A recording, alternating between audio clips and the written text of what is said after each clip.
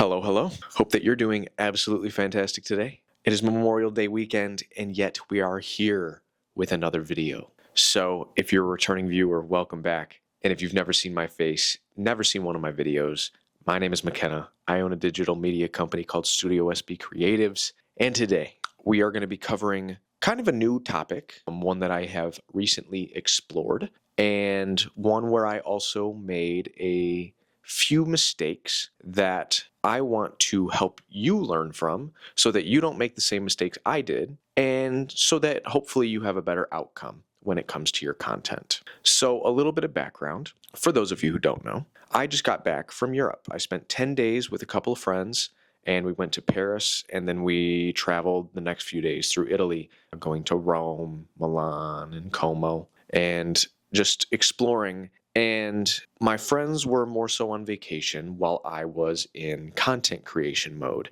And I wanted to put together like a vlog video thing, get a bunch of clips from my travels to put into a compilation or do whatever with. And upon reviewing the footage, it wasn't what I wanted it to be. It was subpar. I know in my soul I can create better content than what I actually got while I was there. And honestly, it kind of breaks my heart a little bit because it was such a big trip, and I don't know the next time that I'm going to be out there, but hopefully it will be soon. But what I want to cover today are some tips and tricks to help your travel vlogs, or whatever you want to call them, turn out better.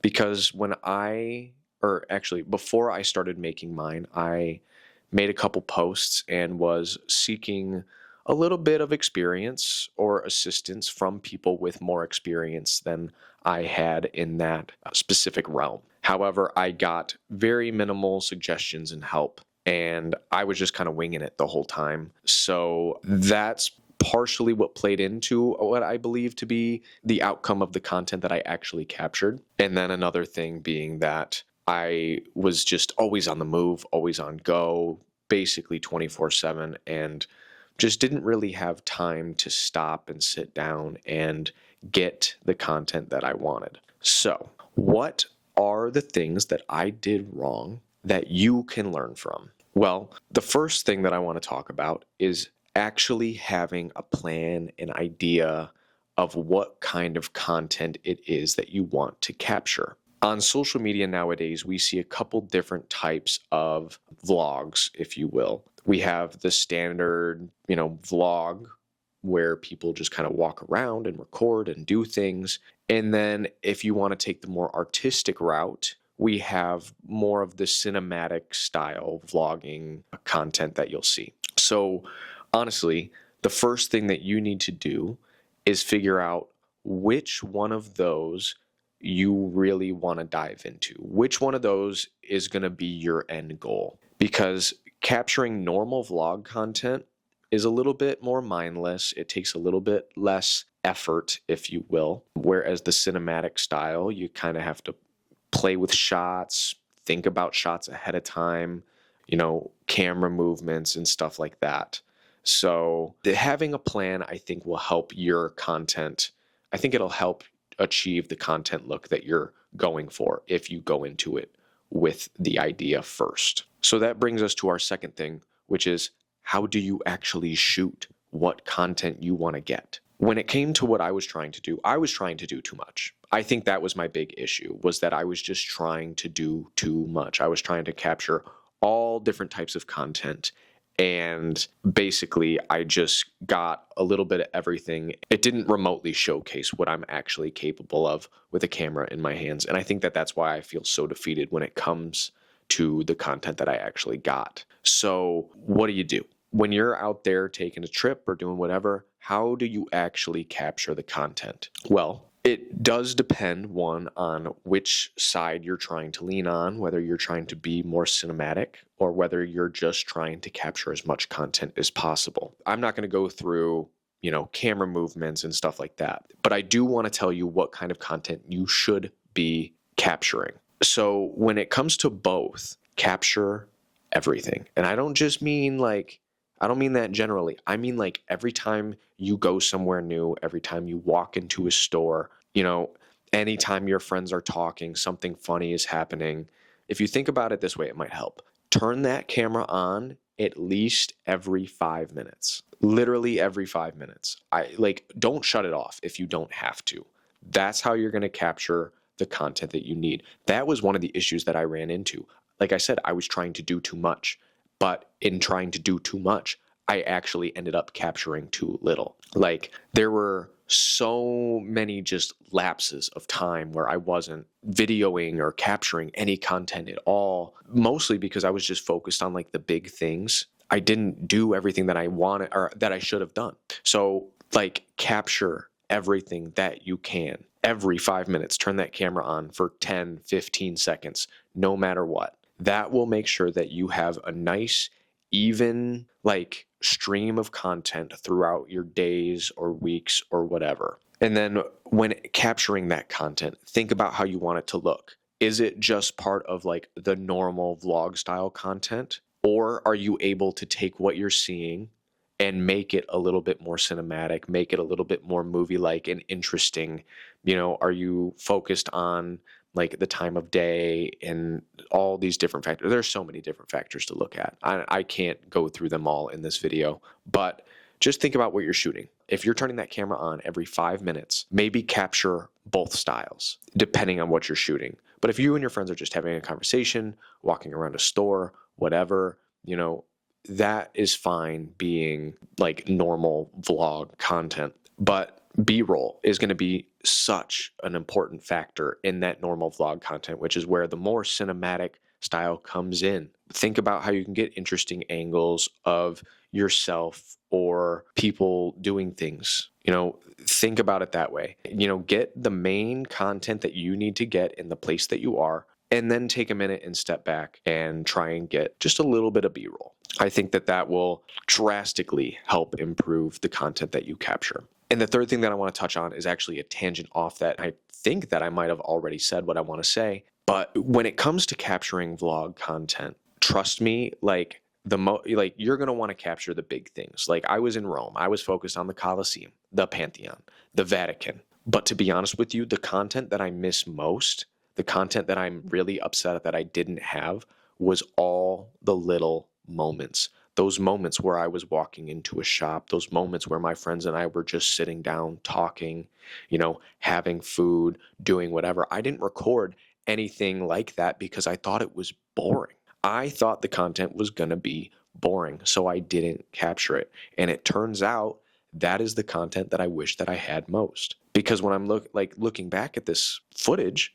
I'm like, great, I got, 100 different angles of the Colosseum, but I got nothing from the trip that actually mattered, which were the little moments. The moments where we were, my roommates were smoking cigarettes on the balcony in Rome.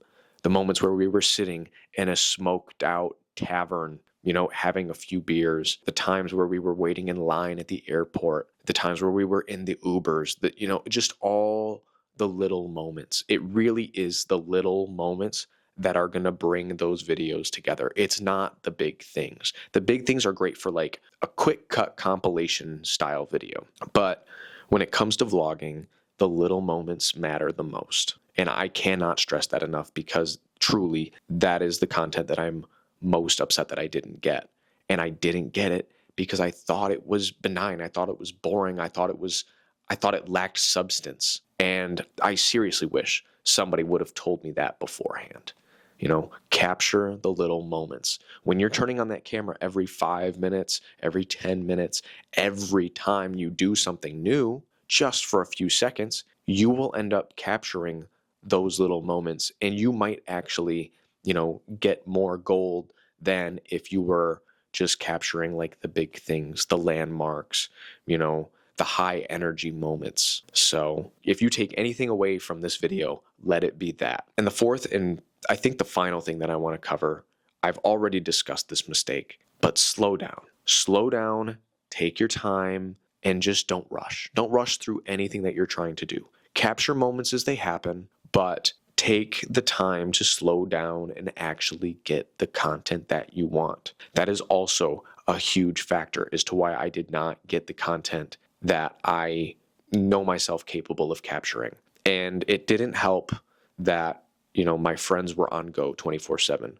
They were just trying to bounce around and see everything. They didn't really want to stop and slow down because we only had limited time. So I don't blame them at all. It's just as much my fault for not being like, yo, no, we need to slow down. But if you are taking a big trip or going and doing something, just slow down. Take a few minutes, actually get the content that you want to get. Make sure that you have captured enough content and then move on.